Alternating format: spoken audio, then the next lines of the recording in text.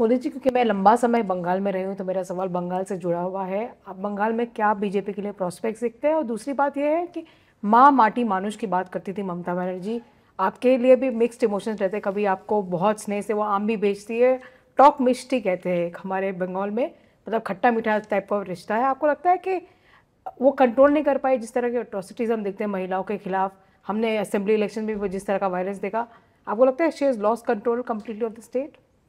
ऐसा है कि उनको ये राजनीति सूट करती है, इसलिए वो सरकारी मशीन का उपयोग ही इस मकसद के लिए करती है। ये एक प्रकार से उनका शासन पर इतना कंट्रोल है, लेकिन गलत दिशा में है। वे शासन पे कंट्रोल नहीं है और शासन में बैठे हुए कोई लोग करते, ऐसा नहीं है। वो खुद ही करवाती हैं, खुद ऐसे करने वालों को प्रोटेक्शन देती है।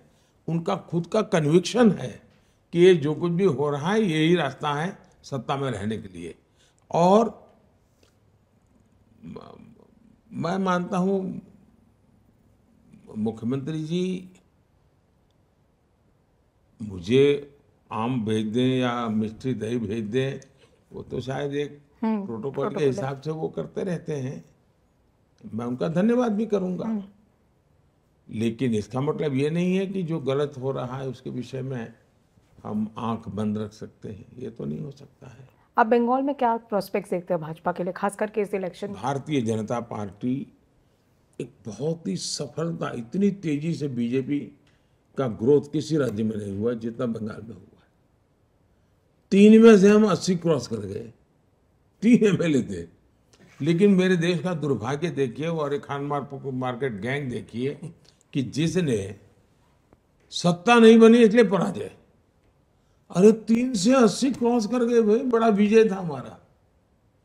लेकिन खान मार्केट गैंग ने देख लिया कि भाई भाजपा के तो सपने खत्म हो गए। आज हमारे एमपी बंगाल में और बड़े शान से काम कर रहे हैं जी। और इसलिए भारतीय जनता पार्टी के लिए बहुत तेजी से विकास है, अद्भुत स्वीकृति है, समाज के सभी वर्गों में है। और अब बंगाल के लोग दूसरा विभाजन नहीं देखना चाहते। अब बंगाल को टूटता हुआ देखने की तैयारी बंगाल के लोगों की नहीं है।